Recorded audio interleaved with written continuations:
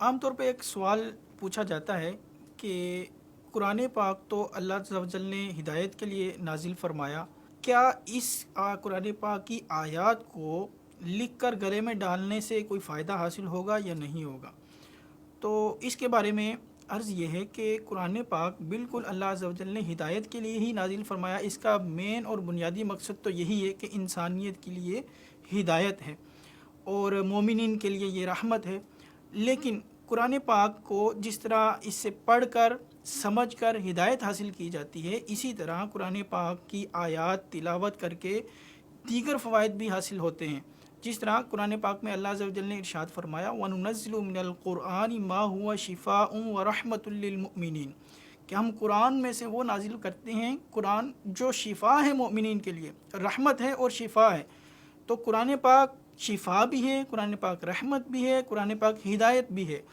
اور اس میں اللہ عز و جل نے یہ نہیں بیان فرمایا کہ قرآن پاک کو پڑھنا شفا ہے یا قرآن پاک کو لکھ کے گلے میں ڈالنا شفا ہے۔ تو کوئی بھی شفا حاصل کرنے کا طریقہ ہو سکتا ہے۔ آپ دیکھیں کہ ہمیں بخاری مسلم وغیرہ میں حدیث پاک ملتی ہے کہ بعض صحابہ کرام جو ہے وہ سفر میں تھے اور کسی علاقے میں رکے اور انہوں نے مہمان نوازی نہیں کی، اور وہاں کے کسی شخص کو جو ہے وہ سانپ نے یا کسی چیز نے ڈس لیا، تو وہ لوگ جو ہے وہ ان صحابہ کرام کے پاس آئے کہ کیا آپ لوگوں کے پاس کوئی ایسی چیز ہے کہ آپ ہمارے جو اس مریض کا علاج کر سکیں؟ تو صحابہ کرام نے سورہ فاتحہ پڑھ کر اس کو دم کیا اور اس مریض کو جو ہے شفا حاصل ہو گئی۔ انہوں نے پھر جو ہے وہ اس کی اجرت کے طور پر جو ہے وہ بکریاں یا جانور جو ہے وہ دیے۔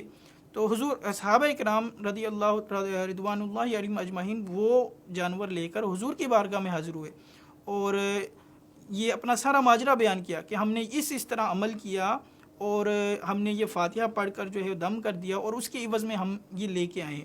تو حضور نبی اکرم صلی اللہ علیہ وسلم نے ان کے عمل کو بالکل برا نہیں فرمایا، بلکہ اس کی تحسین بھی فرمائی اور پوچھا کہ تمہیں کیسے پتہ لگا کہ یہ فاتحہ جو ہے یہ شفا ہے؟ تو فاتحہ پڑھ کر صحابہ کرام نے دم کیا اور شفا کا فائدہ اسے حاصل کیا۔ یہ خود صحیح احادیث سے موجود ہے۔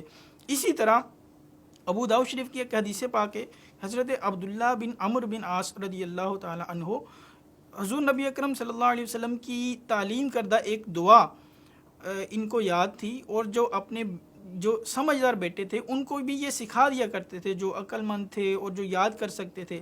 لیکن جو بچے چھوٹے ہوتے تھے ان کے گلے میں یہ دعا لکھ کر جو ہے وہ ڈال دیا کرتے تھے۔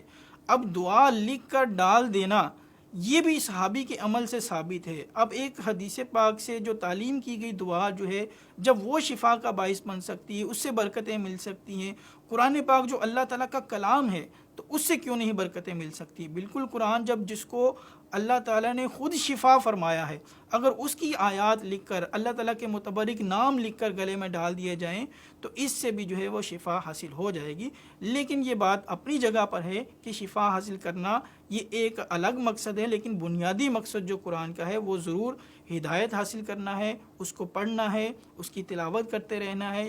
یہ بالکل مسلمان کے لیے چاہیے کہ وہ ہر روز قرآن پڑھے بھی، اس سے علم بھی حاصل کرے اور اس کی تکرار بھی کرے، اس کے معانی کو سمجھنے کی کوشش کرتا رہے۔ جو بنیادی مقاصد ہیں وہ اپنی جگہ پر ہیں، لیکن یہ جو ایک اضافی ہمیں فوائد حاصل ہو رہے ہیں ان کا انکار بھی نہیں کیا جا سکتا۔ اللہ تعالیٰ سے دعا ہے کہ اللہ تعالیٰ ہمیں قرآن پاک کی ہدایت سے مزین فرمائے اور قرآن پاک کو ہمارے لیے شفا اور رحمت بنائے۔